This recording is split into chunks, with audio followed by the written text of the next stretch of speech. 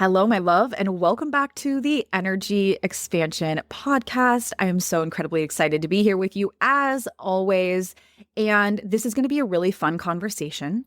I was just sharing with the women inside of Energy Expansion Academy, because if you did not know this, we do something known as our EEA live session at the end of every month, where the women inside of Energy Expansion Academy get to be a live studio audience. So today, it's not just me and my microphone. It is me, my microphone, and some of my favorite women in the whole wide world. If you're a note taker, this is going to be one of the sessions where you're going to want to have your notebook, your journal, a pen, digital iPad, wherever you take your notes. Like, this is going to be what I'm going to call a writer downer kind of an episode. And so before we dig in today, I want to set some context for you. This feels so big. So this is going to be, sit down for this. I don't want you to freak out. Don't panic. This is going to be our final episode for the next 2 weeks. I can feel the hearts dropping into the stomachs right now. I love you all so much. And I know what I'm feeling isn't just from the women here live, but like some of you listening. I'm not leaving you. Are you kidding me? I am having way too much dang fun with this podcast and with you to stop it. So what we're going to do is we are going to take a super mini summer break. When I feel like when kids are on summer break, it's, a long time. It's like 3 full months. We're taking a 2-week break. Just 2 weeks. So this is episode 33. This episode is actually going to drop while I am on vacation, this annual family vacation. And I was thinking about this as I was preparing for our time together today. Starting this Saturday, over the span of 3 weeks, I will be home for a total of 4 days.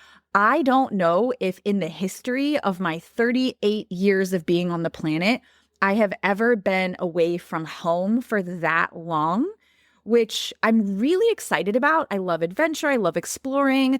2 of the 3 weeks I'm going to be gone. It's different family vacations that we do. We typically do a family vacation with my side of the family, and then we do one with my husband's side. And the way that it worked out this year is they're just really close together. And then smack dab in the middle of that, I'm going to be co-leading a business retreat in Colorado. And so all of that being said, we're going to drop this episode. We're going to take a 2-week break, and then we will resume. So I'm sorry. That was kind of rude. That was a little mean of me to send you all into a panic. I'm going to miss you over those 2 weeks. And I hope that when Wednesday rolls around, you miss me a little bit too. I know that I feel that way with my favorite creators and podcasters. The other reason I wanted to share that with you is because I didn't want you to think I was ghosting you. I didn't want you to think anything was wrong. But also, it felt important for me to share that because this is an invitation for you to look at, where do you need to rest? Where do you need to pause? I'm so freaking proud that we have not missed a single week of the podcast for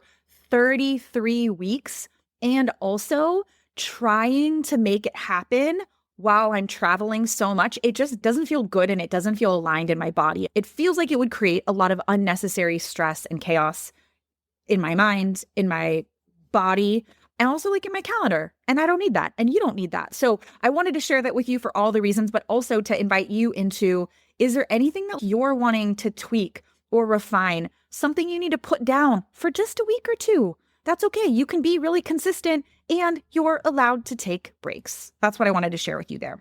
So today we're going to be talking about principles for success according to Dani and the whole DKC world. And I want to give you a little insight into what inspired today's episode. So if you don't know, this is the 3rd year I've partnered with one of my absolute best friends in this lifetime, in my personal life, but also professionally. She's for sure a business bestie. Her name is Jolie Dawn, and she has this legacy program called Creatrix Academy. So much fun. I'm one of the master coaches for it, and I love it.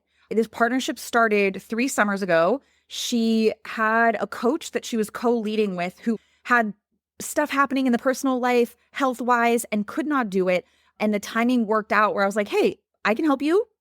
And she was like, that would literally be a dream come true. This was 3 years ago. And we literally had the time of our lives partnering together. We actually started our coaching businesses almost on the exact same day. When we talk about the start of our businesses, we both remember not just the day, but the moment We're standing across from each other at an event she was hosting, grab hands, and we're jumping up and down, squealing like a bunch of little schoolgirls because we're so excited for each other. And we're so excited to go on this journey together. And so I am one of the master coaches in her program. It brings me so much joy. It's so fun. It's such a cool addition to the way that I get to serve. And I was going through getting caught up on modules because we're restarting, and I take myself through my programs. I'm just going to drop that there because if you are a creator, a coach, a healer of any kind, I want to remind you that you are your own best student. At least you should be. Hard for me to say out loud because I don't like to use the word should very much, but this comes down to embodiment. You really should be your own best client, your own best student, and you are your own best case study.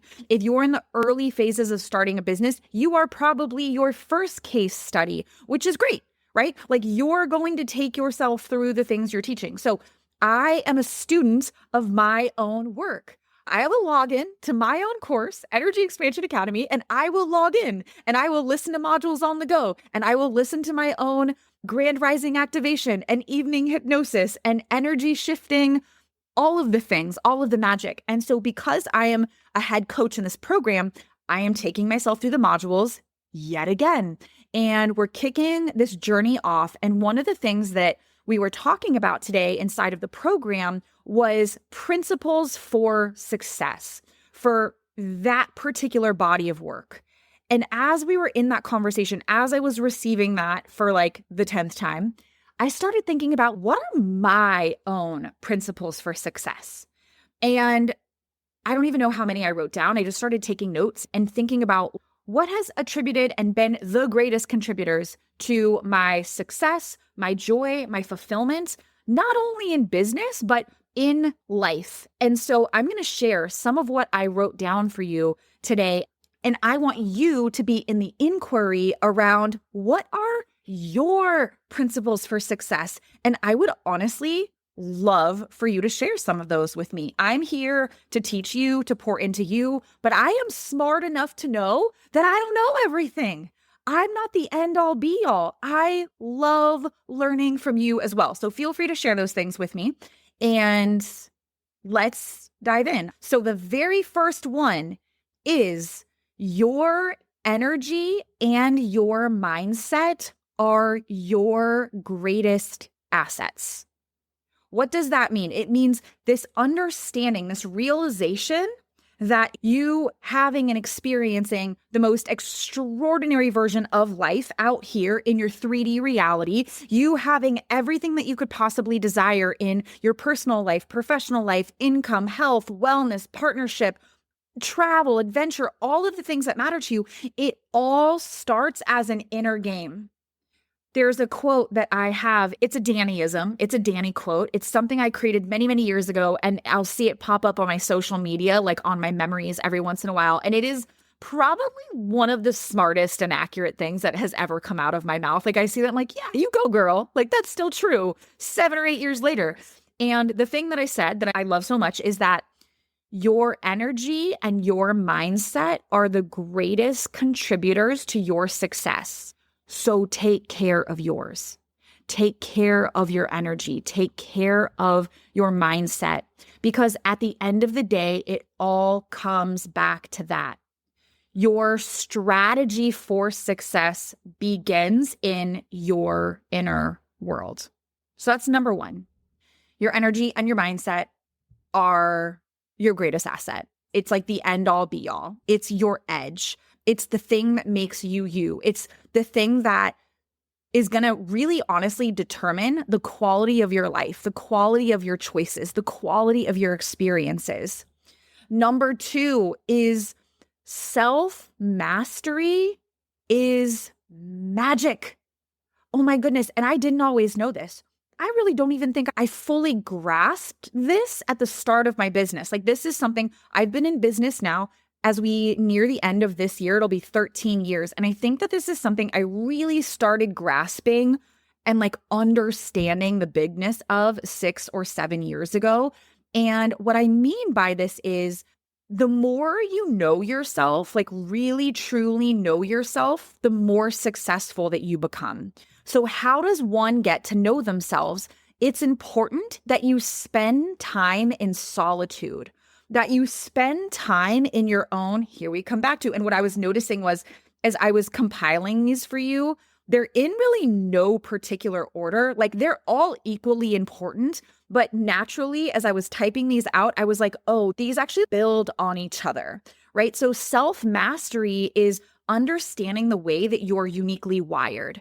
It's understanding your preferences. It's understanding what makes you tick. What do you value most? What matters most to you? What pisses you off? What makes you so mad, right? Like, what are the things that you would, I'll sometimes say like this belief, this thing that I think, I will die on this hill. I actually don't say that very much because I leave lots of room and space and grace for me to learn and for me to change my mind.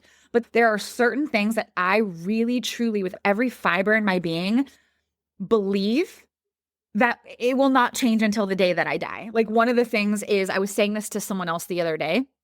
She was curious about how to find her voice on social media. She is somebody, I'm curious if you can relate to this. She has so much to say and she's so good at what she does. But what she'll notice is she'll be on social media and she'll almost like subconsciously, meaning she doesn't even realize she's doing it, start to feel like, oh, I need to sound like this. I should do it like that. Or she'll hire a coach or a mentor and start to adapt her way of teaching and speaking and creating to the way that that person's doing it. And that has actually stopped her from showing up. She's not showing up for her business on social media right now, which I think it's important that we all take breaks. I think there's a lot of value in taking space from being visible all the time, those incubator sort of chrysalis moments. But she purchased a session and she was like, Dani, what I want to do on this session is I want you to help me find my voice. So we spent 90 minutes together making so much magic. And at the very end, I said, the thing that I need you to know is that the only way to find your voice is to use your voice. The only way to find your voice is to use your voice. And we went on a little side tangent here because I literally said, I will die on that hill. That is one thing I will never stop believing. I will never stop believing, one, in the power of your voice, in the power of your story. You know, with my background as a speaker, me even having a course called Magnetic Speaker, that I believe your voice and your story are the two greatest, most powerful tools that you have when it comes to making the difference you're here to make in this world. I will never stop believing that. I know that to be true. So there's that side tangent that we just went on. Coming back to point number 2, self-mastery is magic. You must get to know yourself. Going back to, what are your preferences? What do you love? What do you hate? Did anyone else grow up in a household where the word hate was like a bad word? I wasn't allowed to say that. So even to this day, when I say that out loud, I hear my mom say, we don't say that, which I appreciate. But also, there is something that you really, really, really, really deeply dislike. Dare I say, there are things that you hate, that you despise, that you are disgusted by. And you knowing what those things are is a way that you can come back home to yourself, a way that you can master yourself. Because when you know what you love and when you know what you despise and you know what you like and you know what you're okay with and when you know what you're not okay with, guess what? You can stand firmly in that. You can speak that, okay? Some of my favorite tools, and we have like modules about this inside of Energy Expansion Academy, but there are also typologies that are really, really, really helpful. I have always been obsessed with this. I think one of the first typologies that I was introduced to was something known as the Myers-Briggs. If you go search the Myers-Briggs, the true Myers-Briggs, I think you have to pay to take it, but there's a free version of it called 16 Personalities, which you can take for free. The thing about that one is that can actually change over time, which is like not a good thing or a bad thing. It just is. So there are certain typologies that are based on information that is literally unchanging. It will never change. And then there are other ones like 16 Personalities or Myers-Briggs that can change over time. There are like love languages. Love languages was probably the second typology, and it was a game changer. Your love language can also, I believe, can change. And The love languages changed me. Gosh, me and my husband were not even married for 2 full years, and we were not seeing eye to eye. There were like the conflict, like the butting of the heads. And I wanted to figure it out, but I couldn't. And I don't know how the love languages landed in my lap, but I remember listening to the audio at the time. I was still at my corporate job.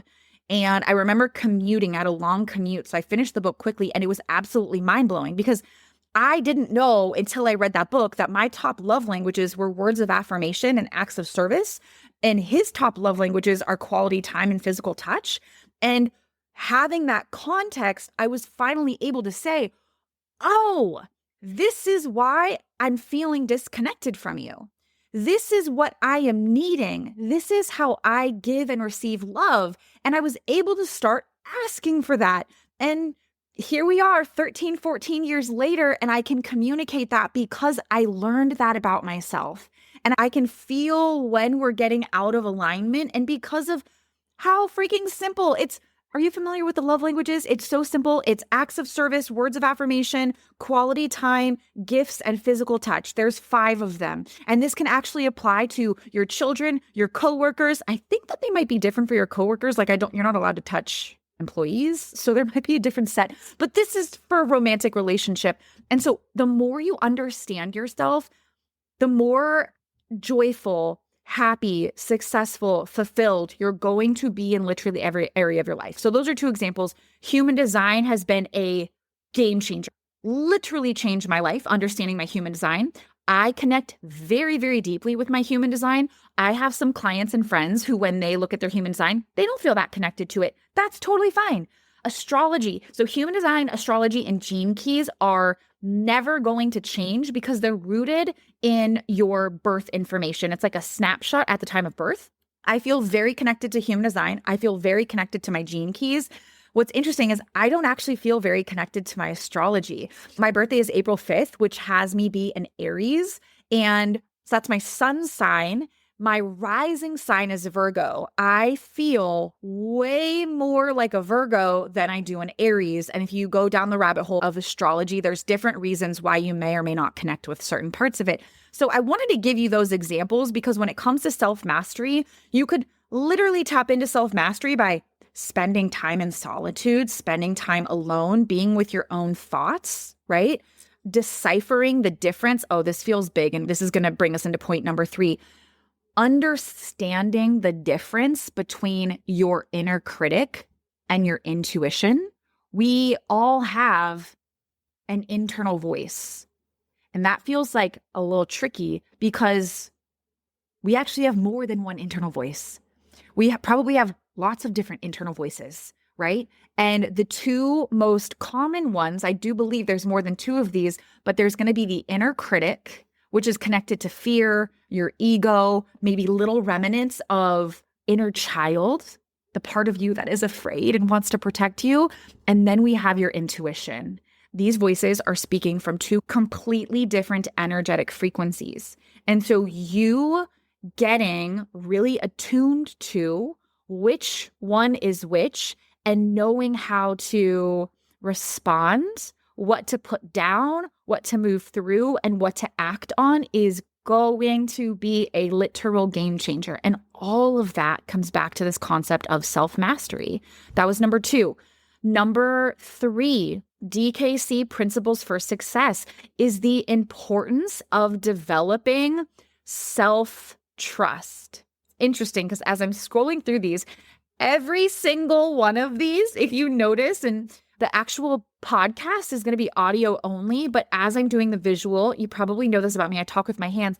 All 3 so far, energy and mindset mastery, self-mastery is magic, and the importance of developing self-trust. Do you notice something here? All of this comes back to you. It's really, truly a reminder of how incredibly powerful you are in creating your reality, creating your world. And so again, self-trust is something we're able to tap into and cultivate the more we've done the self-mastery work, the more we've been able to decipher between these internal voices. And part of this comes in We talk about this inside of Energy Expansion Academy.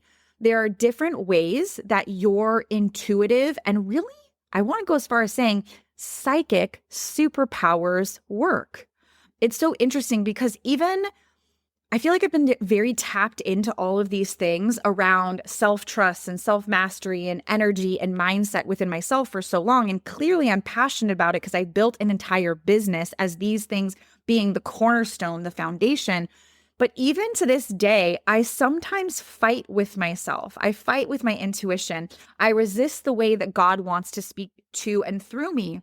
I'll ask God for a sign, and it's like I want someone to show up, like a carrier pigeon, to drop a note or someone to knock on my door with like literally word for word the information and the wisdom and the next step. I'm curious if you feel that way, if you can relate to that. But what I know to be true is that is not how I receive information. I wish I received information in a more literal way because I would probably trust it more. I would trust myself more. I would trust God more, but that's not actually how it works. So I receive information often in repetitive signs, in symbols and metaphors, which can make it a little bit harder to decipher. But the more you deepen each of these principles that I'm sharing with you,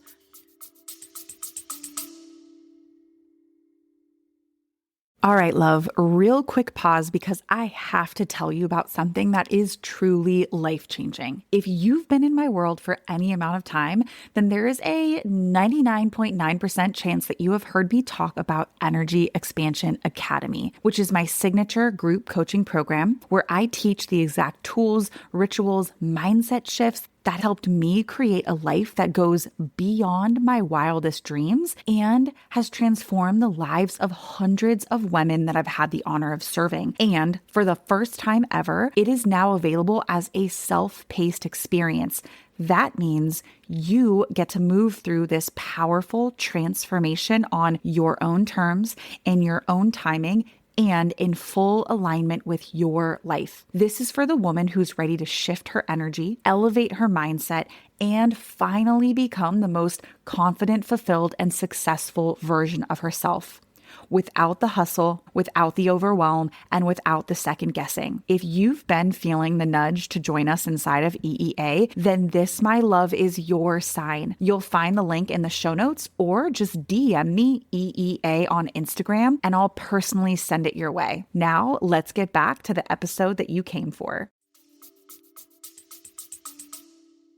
The more you're able to trust yourself and the wisdom and your intuition and God and all of these really good things, I really truly believe that self-trust is the secret sauce.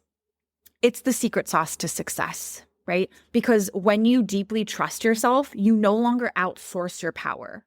You're no longer looking for external validation. Yeah, you stop giving your power away. It's just such a game changer. Self-trust, self-trust, self-trust. Before we move on to the next one, I'm really curious where you feel like you land on your own scale of self-trust. If on the scale of 1 to 10, 10 would be you have more self-trust than you could possibly imagine. 1 would be you don't trust yourself at all and you find yourself constantly outsourcing your power or looking for permission or looking for external validation. Notice where you land on that scale. Curious, because I'm asking you to do this. I'm going to rate myself, and the rating I'd give myself would be like an 8.5, which, if you know me, that's basically a 10, because I've never in the history of ever rating myself given myself a 10 out of 10. I will never, because I believe that there's always room for something else. There's always room for more. And so an 8.5 out of 10 feels really good, really solid. And I can also notice where I've slipped up with that a little bit. DKC Principles for Success. Number 4, radical responsibility. This is something we've talked about in so many of my spaces. I think this has come up in past episodes of the podcast. Taking radical responsibility does not give you a pass to try to gaslight yourself or like point the finger of blame at yourself. Taking radical responsibility is an incredibly empowering, concept that allows you to realize that you are the creator of your own reality. Me being someone who has such strong faith and such a deep, important relationship with God, I don't like to say I am the sole creator of my life. I'm co-creating, but we are given the gift of free will. Your word is your wand, right? And your word isn't just words that you speak. It's the things you think about. It's your intention. It's where you place your focus. And so you're allowed to feel whatever comes up. You're going to be triggered. Hi, welcome to the human experience. But it's this really beautiful reminder that when everything is said and done, it all comes back to you. I really truly believe that radical responsibility is the portal to freedom that most people are craving.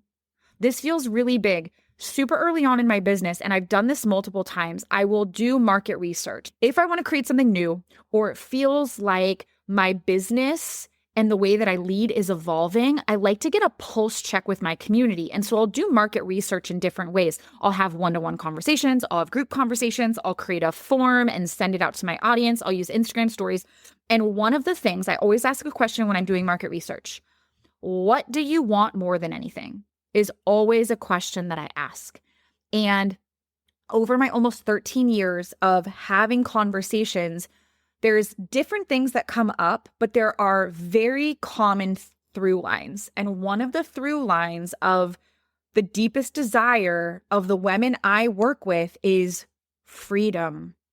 And take a moment to be with that, because freedom, just like almost every other word, is pretty subjective, right? Like what freedom looks like to you is different than what freedom looks like to the woman next to you, and different than what freedom looks like for me. But if you're craving any form of freedom, financial freedom, time freedom, personal freedom, internal freedom, maybe you're an entrepreneur and you have a lot of freedom in your external world, but you feel like you are, this sounds so dramatic, but I think you'll know what I mean. It's like you're a captive of your own mind, or like a prisoner of your own mind, right? Like you're perpetuating stress and overwhelm and anxiety and all these things that are unnecessary. I hope you can relate to that on some level. Otherwise, I'm going to feel really alone in this, because I am, you are, we are the greatest contributors to our suffering. It's the way that we think about things. It's the perspective. It's the beliefs that create a majority, not all of it, but a majority of our own suffering. We play a huge role in this. And the concept of radical responsibility allows you to shift that faster than anything else. We're going to need to turn this into a two-parter. We're going to wrap up with number 5. I had 10 things listed here, but this feels like a really great place to wrap up. Our DKC Principles for Success Part 1. The last one I want to share with you, again, in no order of importance, it's just all of these beautiful things that I deeply believe in, is I want you to really normalize success and expansion in every area of your life. There is something so powerful about being absolutely freaking delusional. There is a magic in audacity. Please have the audacity to go after the things that you want, regardless of what the people in your life say or believe, or where you grew up, or your past, or whatever that is. Often inside of the DKC world, I talk about having a life, having a business, creating results that defy the odds. What do I mean by that? I mean, I think it's a really smart thing to know what's standard in your industry. Like, what are average numbers? What are results personally and professionally in different areas of your life? I think it's cool to know that. I love data. Like, I'm kind of a data nerd. And so being tapped in and plugged into like what the norm is cool. But I am going to create results for myself. And my deepest intention with every single woman that I work with is that I support her in creating results that are so freaking extraordinary that they don't even make sense. They don't even make sense. I've shown up at business conferences and I've been inside of different mastermind groups where they're like, you made how much? You reached how many people doing what? Like, didn't have this fancy funnel. You didn't pay for ads. You didn't do this thing. You didn't jump through hoops that were on fire, and you were able to make that happen. And I'm like, yeah, I don't know. You didn't? Well, maybe I can help you. And it's because I just have such a deep rooted faith and belief in myself and what's possible. And if this person over here is okay with the status quo and okay with mediocre, like, I love that for you if that's what you want, but that's not what I'm here for. And if you're here with us live, or you happen to be tuning into this podcast episode, hi, if you're listening right now, you're tuning into this podcast episode, you are not made for the status quo. You're not made for mediocre. And so normalizing the fact that you are somebody who creates extraordinary results that are so incredible that they defy the odds, that they are unfreaking heard of. This is what I like to call my normal. This is my baseline. So when something really wonderful happens and I'm like, whoa, that was the first time. I didn't know that was possible. Instead of treating it like a fluke or a one-time freak thing or waiting for the other shoe to drop, how many of you have ever had something be so good in some area of your life that deep down you're like, this can't last. Something's going to fall apart over here. No. In those moments of expansion and success, in the ways that expansion and success look to me and what those things mean to me, I will have this conversation with myself and it's like, oh, Dani, of course this is what you've created. Of course this is who you've become, because this is who you are. This is your normal. This is your baseline. Your journey, your results isn't supposed to look like anyone else's. And so one of the greatest gifts you could give yourself is to really normalize what success, like, I want you to first define success. What does success mean to you? What does expansion in its highest expression in your life, in your business, in the areas of life that matter most to you, what does that look like? First, define that. And then I want you to normalize that. This is who I am. This is what I create. This is my reality because I have said so. And I believe this to be true. And this feels maybe a little bit naive, but again, a little audacious, a little delusional. So we're right on track. I believe that you wouldn't be able to dream up certain dreams. You would not have certain desires in your heart if they were not actually intended for you. And so if you have the audacity to believe it, it's because you literally have everything within you right now in order to create that. There's a quote by Deepak Chopra. He says, within every dream is the mechanics for its fulfillment. Within every desire, I think it's within every desire, is the mechanics for its fulfillment. Meaning, we're getting a little like Walt Disney here. If you can see it, if you can dream it, you can create it. All different ways of saying the same thing.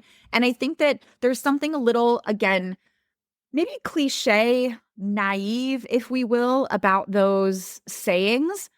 But what's the alternative? The alternative is settling.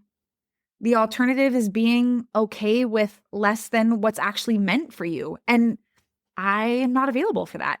So I'm going to hang out in the Lululand and I'm going to play the game of like, how freaking audacious can I be? And I'm going to hold the belief. I mean, I recorded this on the last podcast. I just created my second vision board of the year and I dropped back down into like 8-year-old Dani with arts and crafts and glue and tape and pretty things. And that's where I'm going to play, because it has not failed me yet. And what I've been able to create it feels like the closest thing to real life magic. And that's why I'm sharing all of this with you, because I love that for me and I want this for you. So this feels like a really great place to wrap up, and you have my promise, we will definitely do a part 2 of DKC Success Principles. I would love to hear how this episode landed for you, if there were any ahas, any favorite insights, maybe there was a holy shift. And I'm also really genuinely curious about what are some of your success principles. Please share those with me, and I'd love to share them with my community and give you some credit there. So feel free to reach out to me on the social medias. I always love hearing from you. And in case you missed it, we're going to be taking a little 2-week break, and I will see you when we're back.